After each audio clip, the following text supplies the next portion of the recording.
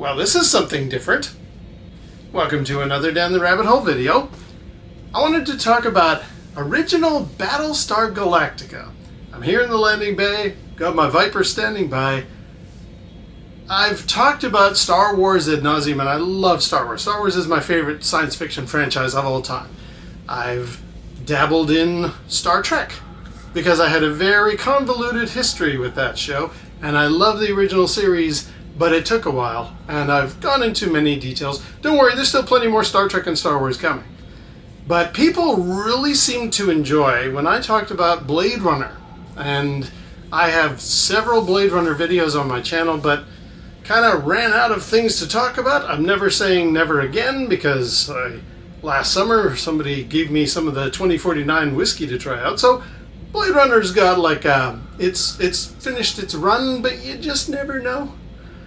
And I just thought, I want to see if my final beloved science fiction franchise has some room in here. See if people are interested in me talking about Battlestar Galactica, because I loved that show. That show really meant a lot to me. Not just space, shooting the robots type in our fighter jets, blowing up the bad guys, typical television stuff that appeals to a kid. Not just that. There was something in the original Battlestar that spoke to me about, where are we going as a species? What is the future of the human race? And can't we all travel together? I'm going to get to that. But I'm going to start talking some Galactica content on my channel, because I have a few things, I have a few memories, and I thought, yeah, this would be interesting to go into and describe, and maybe people will enjoy it, maybe people won't. I have had many conversations with folks over the years. Somehow Galactica has come up in conversation, and somebody has gone, like that Ronald Moore early 2000s reboot, it has come up. And I've talked about, I like the one from the 70s, and people have been like, that cheesy, god-awful thing with the robot dog? No, that was awful, man. What are you thinking? And it's like, well, hold on. You're looking at this with modern eyes. Original Galactica had a lot of really great stuff to it.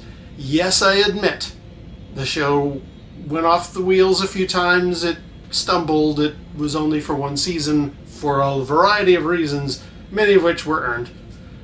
But when it's good, Galactica was so good, and it left an indelible impression on me. It changed my way of thinking. Star Wars did as well, absolutely. Star Trek within the bubble of the time that it came out. And I think I would like to ask audience members, when you watch Galactica, if you watch Galactica, or if you've ever stumbled across Galactica, remember the time in which it was made. And in that time, it was incredible. Now, for those who don't know the premise of the show, I'll give a very brief rundown. The human race is scattered across the universe, and there are 12 tribes who ironically follow the signs of the zodiac. You have the Pisons, like Pisces. You have the Sagittarians, who are like Sagittarius. The Capricorns. So you have the 12 tribes of humanity. And they are all aboard Battlestars, or the Battlestars are their kind of flagships. They are colonies that are spread across the universe, but their Battlestars are kind of their representative ship, one of which is the Galactica. And in the opening movie, there was a double cross where their evil villain Cylon enemies managed to wipe out all the human race, leaving nothing left but the Galactica and whatever ships could launch and travel across the stars. And their leader, Adama, played by Lauren Green, wonderfully, decides to call upon old texts that they used to have, where I think it was the Lords of Kobol had determined there was a 13th tribe. There was another final outpost of humanity on a place a planet called Earth. And so the show is the Galactica leading this ragtag fugitive fleet through the universe to try and find Earth. It's wagon train in space. Like, that's basically what it is. And the very context, like that quest notion, it was something that was later used less effectively, I thought, in Star Trek Voyager. Let's get ourselves home. We've been catapulted to the other side of the galaxy. We got to get home. It's like, yeah, sure, that was good. But for me, I'm like 11 years old, 12 years old when this show came out, Galactica, and I remember being just so fired up, so inspired by, oh my God, can you imagine if there was another branch of the human race out there traveling for who knows how long trying to find us? What a great premise for a TV show. Wow. And for a TV show, it looked incredible. Now, you have to realize, much like original series Star Trek, they had a handful of shots of these incredible looking spaceships, and they would reuse those shots ad nauseum. And a criticism many people have, which is valid, is that, yeah, it's kind of, we've seen that shot 17 times now. Can you give us a new shot? It's a television show in the 70s that has, a bit of a shoestring budget. They did a lot, and they had I think it was like $1 million per episode in 1979 dollars. Like, it was an expensive show to make, but it was still hamstrung by the fact it's just a television show. You got to film everything in Southern California and find as many industrial factories as you can to act as parts of the ship or an outpost that you've arrived at. You'll notice lots of sequences are filmed at night, so we don't have to show just filmed in the back, parking lot area with that kind of thing. So they, through a lot of tricks of, sleight of hand and little now you see it, now you don't moments of television making, they put on screen an epic concept. It stumbled. It hit a few roadblocks, like I say. I read an article in the Starlog magazine in the late 90s, I think it was, that talked about how a lot of these shows, Buck Rogers, V, various other shows that came out in that era, were like, okay, we want to do Star Wars on television. Great. Wow, that's really, really expensive. And the producers are just like, whoa, you can't pull this off regularly. There's no way. And eventually budgets got pulled. You get a lot of narrowing down, zeroing out of a lot of the concepts that they wanted to do. Now it's like, okay, what can you do with a limited budget? And they also went into some, in the case of Galactica, they went into some weird territory with demons and angels and stuff that I think the writers changed enough hands that they had inherited writers who were maybe not that good at telling a story of a space epic. So I fully admit, I fully confess, yes, there was a downturn in the quality of Galactica. But the characters and the premise and the sound effects and the look of everything was just, this is Star Wars on a weekly television show. My God. Now, the collectibles that I have are not a huge number, certainly nothing compared to Star Wars, but I think you might enjoy having a look at them. And I do want to give Galactica its fair shake, because Star Trek, Blade Runner, various other shows have really left an indelible impression on me. But Galactica was sort of the first. It was the first, it's not Star Wars, but I love it. And I remember running into various people who were like, but it is Star Wars. I mean, the Vipers are basically X-Wings. The Cylons are basically Stormtroopers. That robot is obviously R2-D2. This is Star Wars. But it's like, yeah, no. But I took the different parts of it and imagined. It opened up a whole world, a whole galaxy of possibilities for me. Imagine something without Jedi, without Sith, without a Death Star. Something where it's an unknown galaxy. We are traveling through it.